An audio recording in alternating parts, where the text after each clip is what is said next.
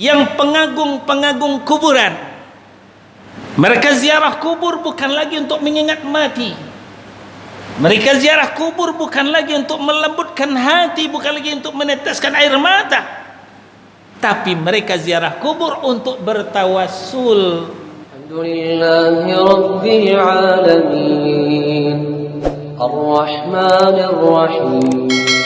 Ikhwan fiddin azakumullah, saudara-saudara kaum muslimin, jamaah maghrib Masjid Ibnu Sabil, Pisangan Baru, Jakarta Timur. Sesuai dengan yang disampaikan DKM tadi, pembahasan kita sudah sampai ke pasal yang kedua dari bab yang kedua. Bab yang kedua yaitu tauhid rububiyah. Di pasal yang pertama penjelasan tentang makna tauhid rububiyah dan kefitrahannya serta pengakuan orang-orang musyrik terhadapnya. Ini sudah kita bahas bulan lalu. Maka sekarang kita masuk pasal yang kedua, pengertian Rabb di dalam Al-Quran dan As-Sunnah dan dalam pandangan umat-umat yang sesat. Nanti akan ada bantahan dari Allah Subhanahu wa taala. Kita di halaman 25. Halaman 25. Rabb itu adalah bahasa Arab. Rabbun, ya, berasal dari kata rabba yarubbu, ya, artinya nasya'a syai'a min halin ila halin ila halit tamam. Itu maksud daripada Rabb, mengembangkan sesuatu dari satu keadaan pada keadaan yang lain sampai pada keadaan yang sempurna. Itu arti Rabba yarubbu, ya, mengembangkan sesuatu dari satu keadaan kepada keadaan yang lain sampai kepada keadaan yang sempurna. Jadi proses. Nah, itu secara lughawiyah, secara etimologi, secara bahasa. Selanjutnya, Rabb ketika sendirian, tidak diidhafatkan dalam bahasa Arab atau tidak digandengkan dengan kalimat yang lain, maka itu tidak dipakai melainkan hanya untuk Allah, melainkan hanya untuk Allah. Tapi ketika Rabb itu diidhafatkan, digandengkan dengan kalimat yang lain, maka kadang dipakai untuk Allah, kadang dipakai untuk selain Allah. Yang dipakai untuk Allah, ini banyak sekali dalam Al-Quran. Di awal suratul Fatihah, Alhamdulillahi Rabbil Alamin, ya, Rabbi mudhaf, Rabbil Alamin mudhafun ilaih, ya, atau kalimat Rabb digandengkan dengan kalimat yang lain, yaitu Tuhan alam semesta. Ini ketika dipakaikan untuk Allah. Dan kadang dipakaikan untuk selain Allah, untuk selain Allah. Nah, seperti dalam surah Yusuf ayat 42, Udhkurni 'inda rabbika fa'ansahu syaitanu fi dzikra rabbih. Nah, pelajaran kita Rabbi, Rabbi mudhaf, hi mudhafun ilaih. Rabbi digandingkan dengan hi. Maka ini maksudnya bukan Allah. Rabb ini bukan untuk Allah. Terangkanlah keadaanku kepada Tuhanmu. Maka syaitan menjadikan dia lupa menerangkan keadaan Yusuf kepada tuannya. Ya, Yusuf ketika selamat dari penjeblosan kepada sumur tua, lalu datanglah para niaga orang-orang Mesir lalu dibawa ke Mesir, ya. Nah, maka sebelum menjadi Al-Aziz, ya, Yusuf berawal daripada ya mengabdi bekerja, berkhidmat di kerajaan Mesir ketika itu. Nah, itu Rabbihi, di situ tuannya, bukan Rabbnya, bukan Allahnya maksudnya. Nah, ini dipakai kepada selain Allah. Jadi kita ulang, Rabb itu ketika satu kata tidak digandengkan dengan kata yang lain, itu khusus untuk Allah, tidak ada selain untuk Allah. Tapi ketika digandengkan dengan kalimat yang lain, bisa untuk Allah, bisa untuk selain Allah. Untuk Allah, alhamdulillahirabbil alamin. Tadi kita contohkan. Untuk selain Allah, nah itu dalam Yusuf ayat 42. Ya, Rabbihi maksudnya bukan Tuhan tapi tuan, majikan maksudnya. Nah, demikian juga Yusuf ayat 50, irji' ila rabbik. Kembalilah kepada tuanmu, bukan Tuhanmu, ya, tapi tuanmu, majikanmu maksudnya. Nah, ini pengertian Rabb dalam Al-Quran dan dalam As-Sunnah. Ini subjudul yang pertama. Subjudul yang kedua di halaman 27, pengertian Rabb menurut pandangan umat-umat yang sesat. Pada dasarnya kita diciptakan oleh Allah dalam keadaan fitrah. Fitrah yang dimaksud adalah fitrah ketauhidan. Jadi sebelum kita dilahirkan ke dunia, kita sudah membawa fitrah ketauhidan dari Allah Subhanahu wa taala. Inilah yang diperintahkan oleh Allah Subhanahu wa taala. Sebagaimana Ar-Rum surah yang ke-30 ayat 30.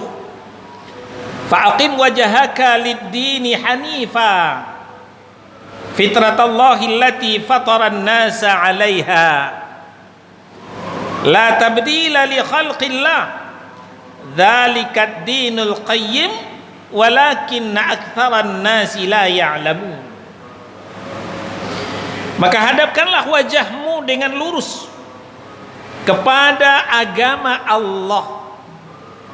Tetaplah di atas fitrah Allah yang telah menciptakan manusia menurut fitrah itu. Tidak ada perubahan pada fitrah Allah itu. Itulah agama yang lurus. Tapi sayang, 1000 kali sayang, kebanyakan manusia tidak mengetahui fitrah ketauhidan. Inilah asalnya manusia. Karena memang Allah itu sendiri mengatakan, wa ma khalaqtul jinna wal insa illa liya'budun. Tidaklah kami jadikan jin dan manusia melainkan untuk beribadah kepadaku. Para ulama di kalangan mufassirin mengatakan ai liwahidun, artinya untuk mentauhidkanku. Jadi tujuan Allah menciptakan manusia dan juga menciptakan jin tidak lain kecuali untuk mentauhidkan Allah. Maka sebelum lahir kita sudah dibekali dengan tauhid oleh Allah Subhanahu wa taala.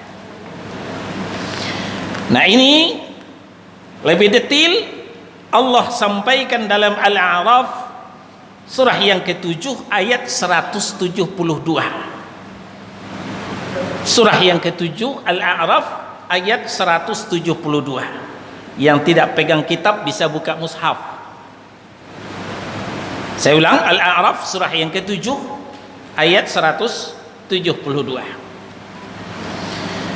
Wa idh akhadha rabbuka min bani adama min zuhurihim dzurriyyatahum. Dan ingatlah ketika Rabbmu mengambil anak cucu Adam dari tulang punggung mereka, dari sulbi mereka.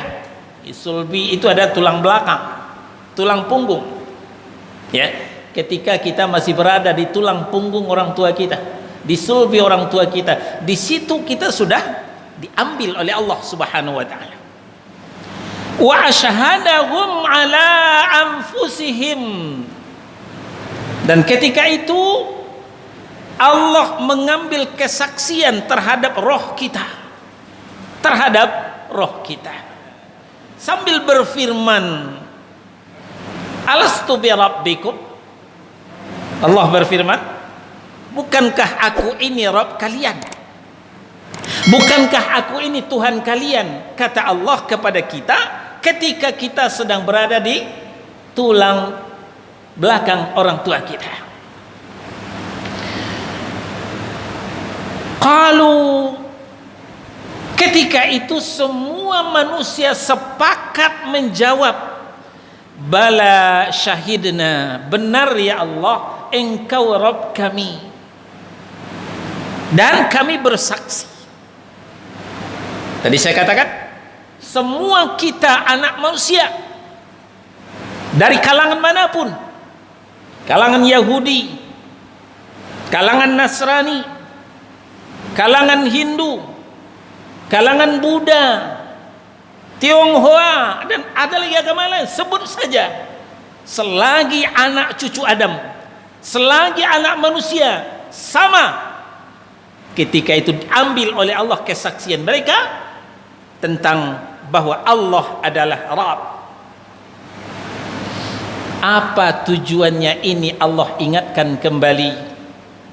An taqulu yaumal qiyamati inna kunna an hadza ghafilin. Ini semua kami lakukan, kata Allah Subhanahu wa taala, supaya di akhirat nanti tidak ada lagi yang komplain. Ya. Anu ngono ya Allah, lali aku. Enggak pernah ingat tuh ada bersaksi dulu. Ya wajar. Ketika kita berumur setahun 2 tahun saja, coba ingat-ingat apa yang kita lakukan waktu kita berumur setahun 2 tahun. Masih ingat enggak? Enggak ingat. Apalagi kita berada di alam roh. Kita masih ada tulang punggung orang tua kita, enggak tahu, enggak ingat sama sekali kita. Itu tujuannya Allah ingatkan kembali melalui firman-Nya dalam Al-A'raf surah yang ke-7 ayat 172.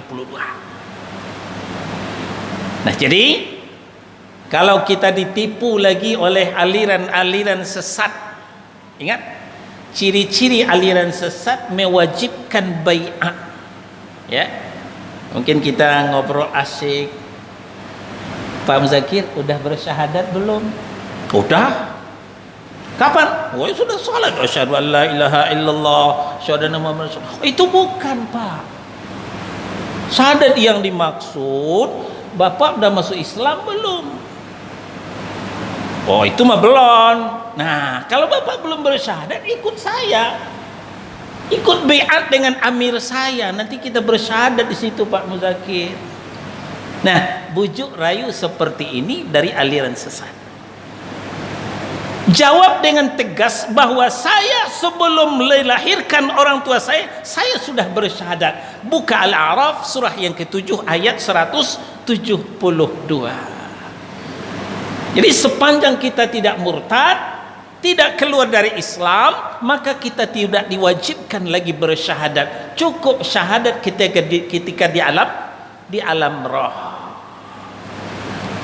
Nah, berdasarkan inilah kenapa Nabi dengan tegas mengatakan melalui hadis yang muttafaqun alaih, diriwayatkan oleh Imam Al-Bukhari dan Muslim, kullu mauludin yuladu 'alal fitrah.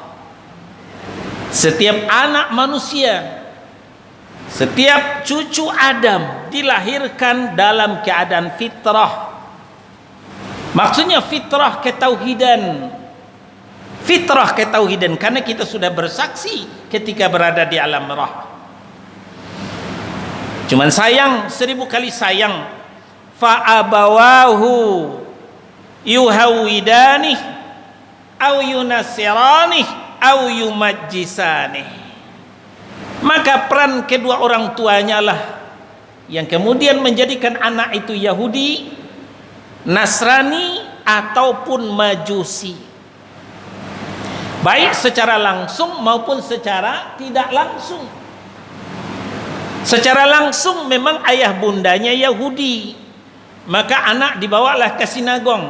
Tahu sinagong?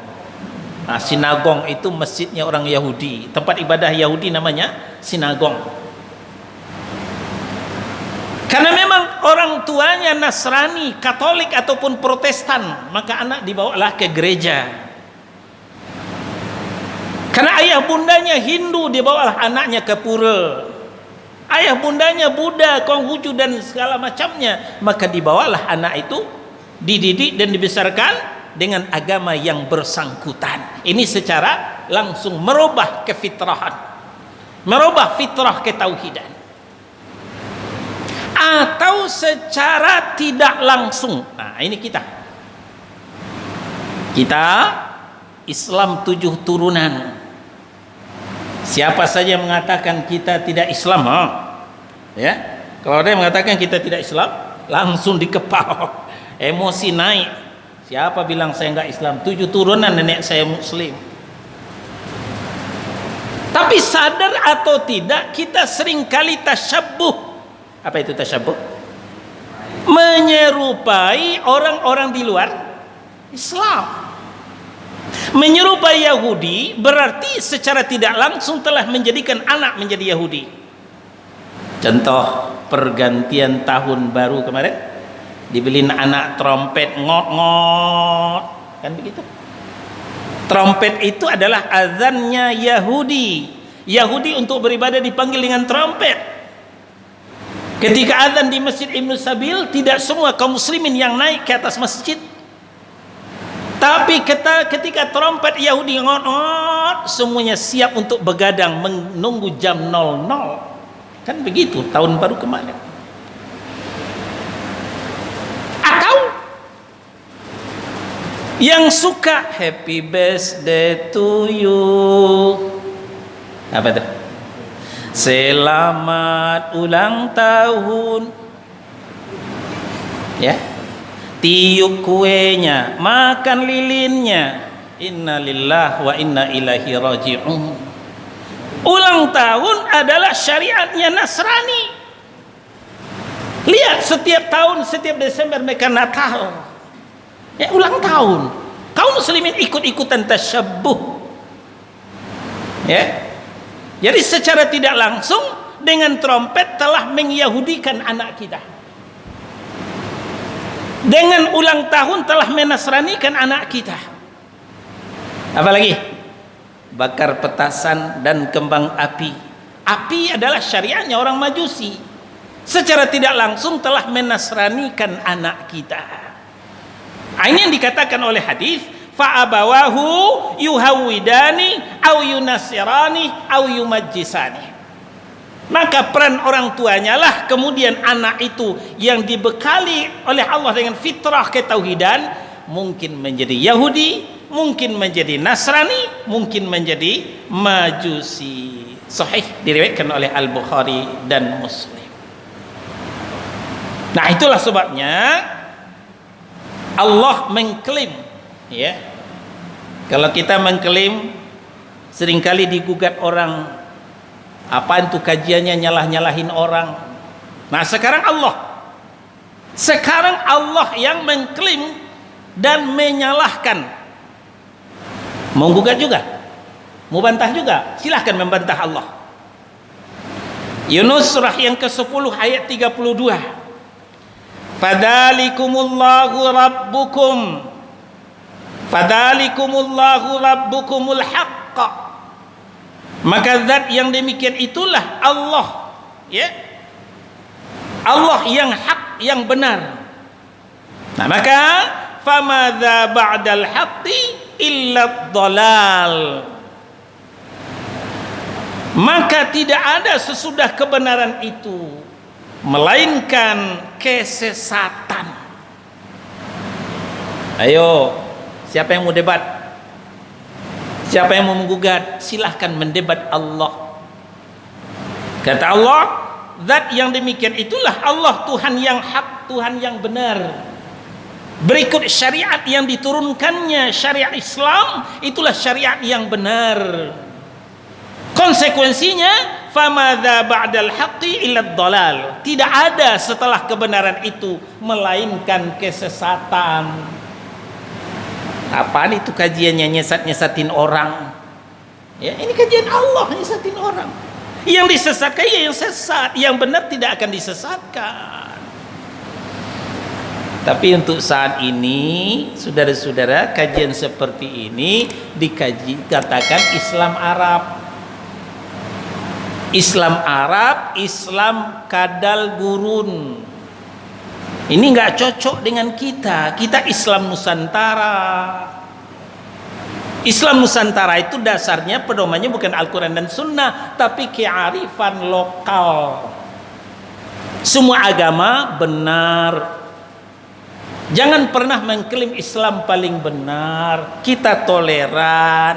Nah, ini kajian Islam Nusantara. Yang tadinya adalah Islam liberal.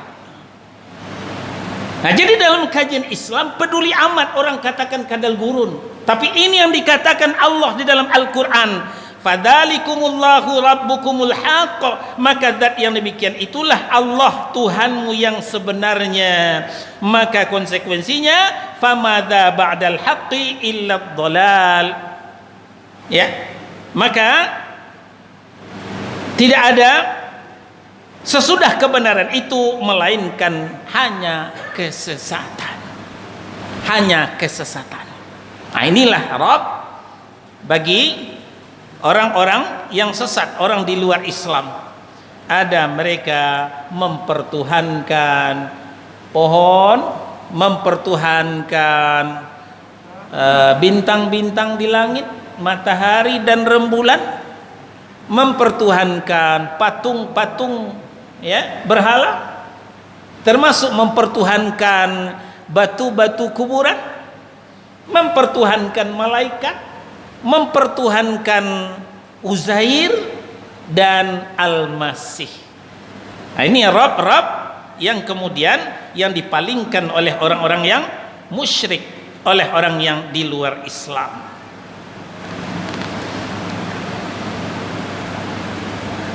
Penyimpangan-penyimpangan ini kadang-kadang berjalan secara bertahap. Sejengkal demi sejengkal, sehasta demi sehasta. Maka akhirnya menyimpang. Saudara-saudara, orang yang menyembah batu-batu berhala, patung-patung yang dipahat, yang di zaman Nabi disebut dengan Lata, Uzza, Hubal, Manat, yang banyak bergelantungan di sekeliling Ka'bah. Dan juga di masa Nabi Ibrahim dikapak semua oleh Nabi Ibrahim. Mereka semua tidak mengaku menyembah berhala. Mereka tetap katanya menyembah Allah. Cuman saja untuk sampai kepada Allah mereka melalui perantara. Jadi patung-patung yang mereka pahat itu anggapan mereka sebagai perantara untuk sampai kepada Allah. Ya, kalau bahasa Pak Haji Norman, titiana iya polongan nasok. Pak Muzakir ngerti? Sebagai oh gitu, belum dapat ijazah toh. Jadi titian air itu paralon Pak, ya, paralon air untuk sampai ke tujuan. Ya, paralon itu perantara. Ya, paralon itu perantara. Ya, jadi patung-patung berhala itu dijadikan sebagai perantara baru sampai kepada Allah. Nah, ini bisa kita lihat dalam Az-Zumar surah yang ke-39 ayat 3. Walladzina ittakhadhu min dunillahi auliya, orang-orang yang menjadikan selain pada Allah sebagai pelindung, ketika ditanyakan kepada mereka, kenapa kalian menyembah kepada selain Allah? Bukankah kalian sudah tahu kalian diciptakan oleh Allah, diberi rezeki oleh Allah, dilindungi oleh Allah? Kenapa kalian masih menyembah kepada selain Allah? Apa jawaban mereka? Ma na'buduhum illa liyaqarribuna ilallahi zulfa. Kalian jangan salah, kami tidak menyembah mereka, lalu melainkan supaya mereka mendekatkan kami kepada Allah dengan sedekat-dekatnya. Allah itu kan maha suci, sementara kami bergelimang dengan dosa dan noda yang gak pantaslah langsung kepada Allah. Maka kami melalui batu-batu berhala, melalui patung-patung Uzza, Hubal, Manat ini. Ini jugalah alasan saudara-saudara kita yang duduk berkhidmat di atas kuburan. Apakah kuburan Mbah Priuk, Luar Batang, Wali Songo, Angku Salih, Syekh Burhanuddin, ya sebut saja, yang pengagung-pengagung kuburan. Mereka ziarah kubur bukan lagi untuk mengingat mati. Mereka ziarah kubur bukan lagi untuk melembutkan hati, bukan lagi untuk meneteskan air mata, tapi mereka ziarah kubur untuk bertawassul. Bertawassul sama titian ayah polongan nasok tadi, karena Allah itu maha suci. Kami banyak dosa, maka kami melalui syekh ini untuk sampai kepada Allah. Dan ini jugalah latar belakang kenapa kuburan di Baqi', di lereng Uhud, di Ma'la didatarkan. Kalau kita berangkat haji dan umrah ziarah ke Baqi', datar semua. Di situ nggak ada tulisan ini kuburan Khalifah Utsman, nggak ada. Ini kuburan Khadijah, tidak ada. Pada sahabat-sahabat yang mulia. Dulu tadinya kuburan itu dibikin menjulang tinggi, dibikin kubah-kubah, dan di bawah kubah itu terdapat surat-surat dari kaum muslimin.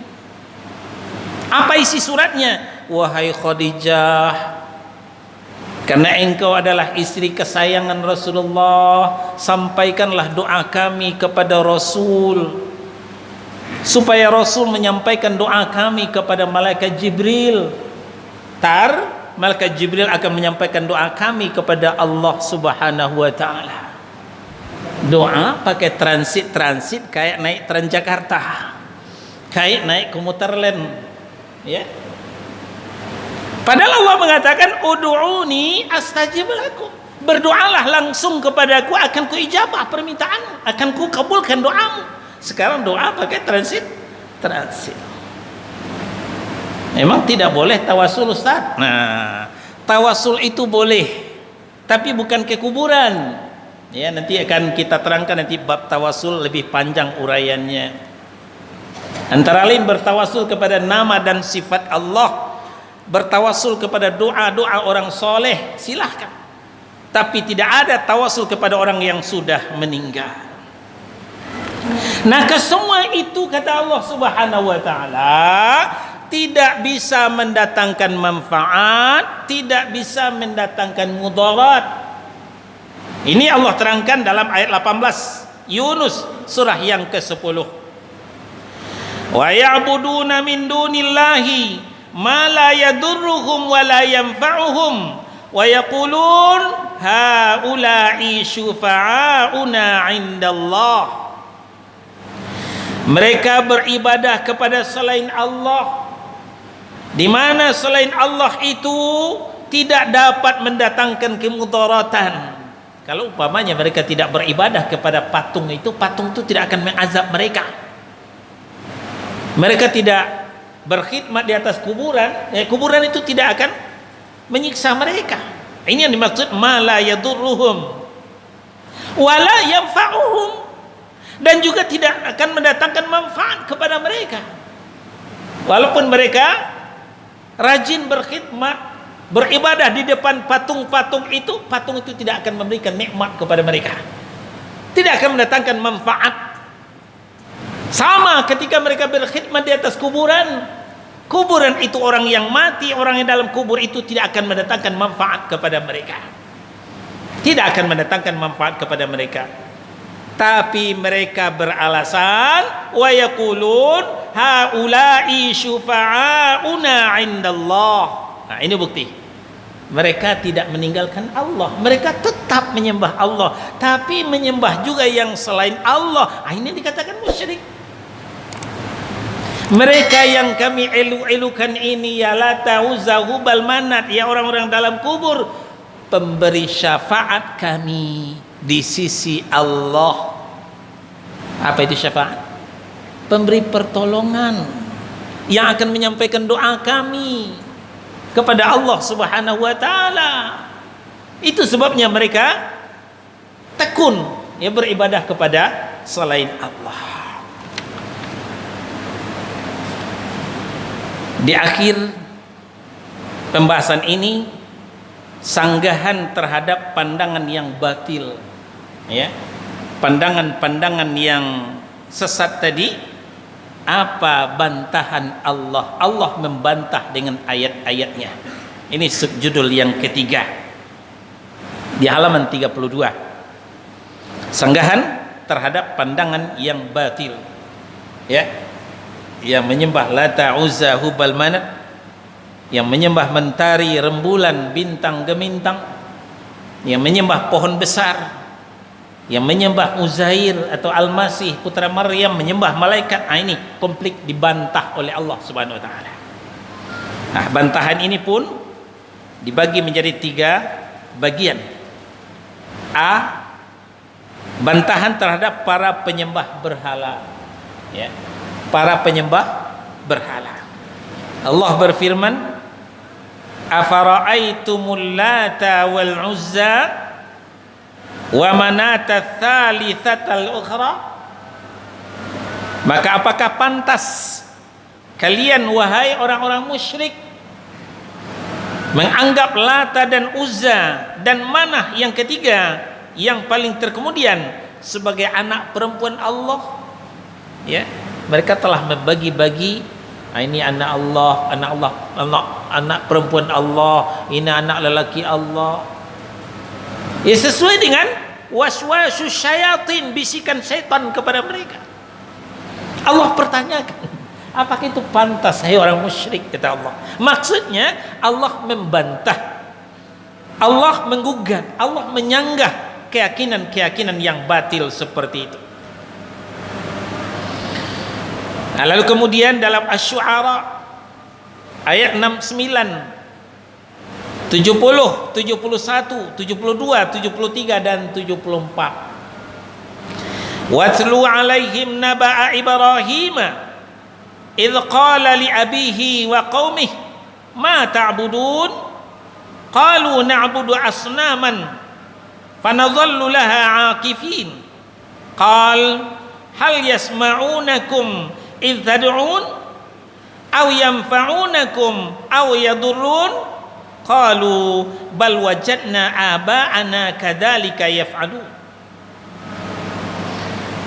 Dan bacakanlah kepada mereka, hai Muhammad, kisah Ibrahim alaihi salam sebagai Abul Anbiya wal Mursalin, bapaknya para nabi dan bapaknya para rasul. Karena anak cucu Ibrahim itu banyak yang jadi nabi dan rasul. Bacakan kepada mereka, hai Muhammad, kisah tentang Ibrahim. Kapan itu? Idz qala li abihi wa qaumih. Ketika Ibrahim bertanya kepada bapaknya, kepada kaumnya, ma ta'budun? Apa ini yang kalian sembah? Ya. Sambil, ya, kalau bahasa kita sambil ketawa geli melihat kaumnya menyembah patung, kalian nyembah apa nih? Ya, kata Nabi Ibrahim. Qalu, mereka menjawab, ayat 71, na'budu asnaman fanadhallu laha 'akifin. Kami sedang menyembah berhala dan kami senantiasa tekun menyembahnya, kata kaum Nabi Ibrahim. Jadi 'akifin, ya, tekun. Kalau kita akifin ini sepertiga bulan, ya, atau 10 hari terakhir Ramadan. Kita akifin juga di Masjid Ibnu Sabil. Ya, mungkin ada yang bingung, iktikaf. Iktikaf itu kegiatan, akifin orang iktikaf. Ya. Jadi iktikaf itu artinya orang yang tekun beribadah, lupakan keluarga, lupakan bisnis, lupakan kerja, tekun beribadah 10 hari terakhir di bulan Ramadan. Itu orang yang tekun namanya. Nah, demikian juga umat Nabi Ibrahim, mereka akifin di depan berhala mereka. Kami menyembah berhala dan kami akifin, tekun menyembahnya, kata kaum Nabi Ibrahim. Maka mulailah Nabi Ibrahim menggelitik kesadaran kaumnya itu. Nabi Ibrahim berkata, hal yasma'unakum id tad'un?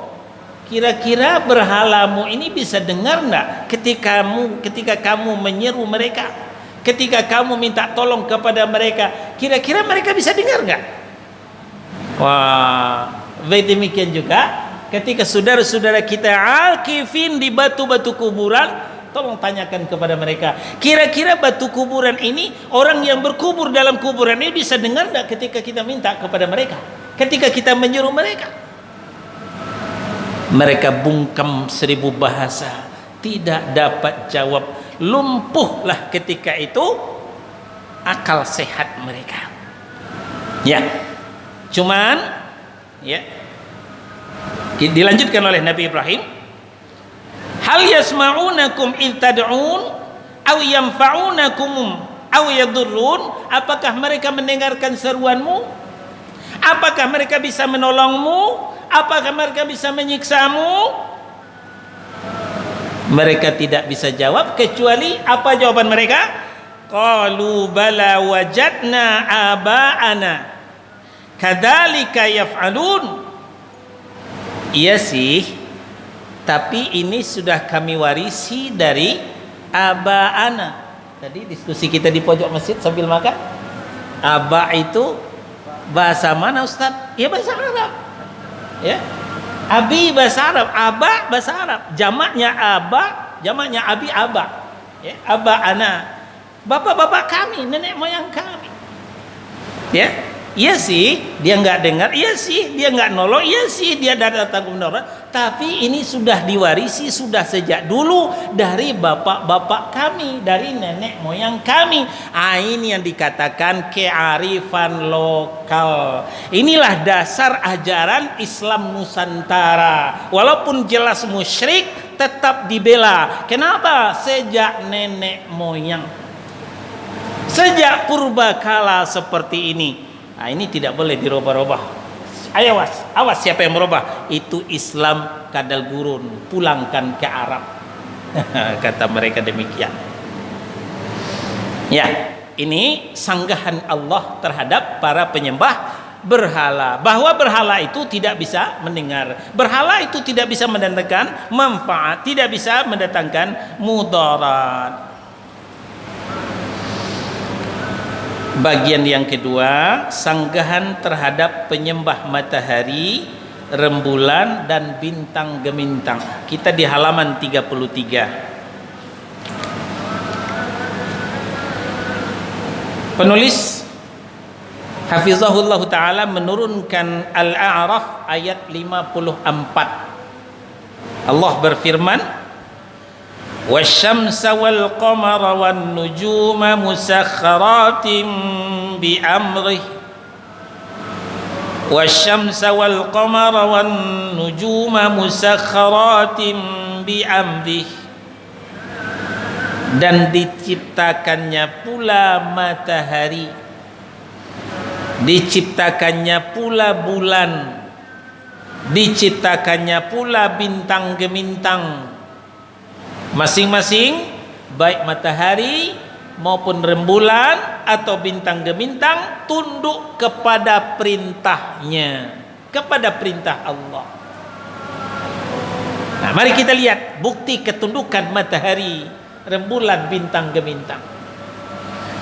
Selesai sholat subuh, ya, sambil menunggu syuruk, ya, kunun kata Nabi, sholat 2 rakaat setelah terbit matahari itu pahalanya sama dengan haji dan umroh. tammah, sempurna. Jadi bapak, saudara yang sudah pensiun, yang sudah purna tugas, ya, yang kerjanya cuma MC, ngasuh cucu, ya, lebih baik bertahanlah di masjid setelah sholat subuh sampai matahari terbit. Kan ada tuh syuruk atau tuluk. Setelah itu tunggu 15 menit, lalu sholat 2 rakaat. Sholat 2 rakaat itu sama pahalanya dengan haji dan umroh. Sempurna kata Allah Subhanahu wa taala. Nah, jadi kata Allah, dan diciptakannya pula matahari, rembulan dan bintang gemintang masing-masing tunduk kepada perintahnya. Jadi matahari yang kalian sembah, rembulan yang kalian sembah, bintang gemintang yang kalian sembah, itu semua tunduk kepada perintah Allah Subhanahu wa taala. Dan di Fussilat ayat 37, wa min ayatihi al-lailu wan-naharu wasyamsu wal-qamar, dan sebagian dari tanda-tanda kekuasaannya ialah malam dan siang, matahari dan rembulan. Nah, kadar itu la tasjudu lisyamsi wal qamar, la tasjudu lisyamsi wala lil qamar, wasjudu lillahi alladzi khalaqahunna in kuntum iyyahu ta'budun. Maka janganlah kalian bersujud kepada matahari, jangan sujud kepada rembulan, tapi bersujudlah kepada Allah yang telah menciptakan matahari dan rembulan jika kamu hanya kepadanya saja menyembahnya. Ini bantahan daripada Allah terhadap penyembah matahari, rembulan dan bintang gemintang. Terakhir, sanggahan terhadap penyembah malaikat, penyembah Nabi Isa atas dasar anggapan sebagai anak Allah. Di sini Allah turunkan beberapa ayat, ya, karena waktu kita sudah semakin sempit. Satu ayat saja kita baca, Al-Ikhlas, yang lebih kita kenal dengan Qul huwallahu ahad, Allahus samad. Nah, ayat 3 dan 4, lam yalid wa lam yulad wa lam yakul lahu kufuwan ahad. Allah itu tidak beranak dan tidak pula diperanakkan, dan tidak ada seorang pun yang setara dengan Allah itu. Ini bantahan terhadap orang-orang musyrik yang mengatakan malaikat itu anak Allah. Bantahan terhadap Yahudi yang mengatakan Uzair anak Allah. Bantahan terhadap Nasrani yang mengatakan Al-Masih anak Allah. Alhamdulillahi Rabbil Alamin, Ar-Rahmanir Rahim,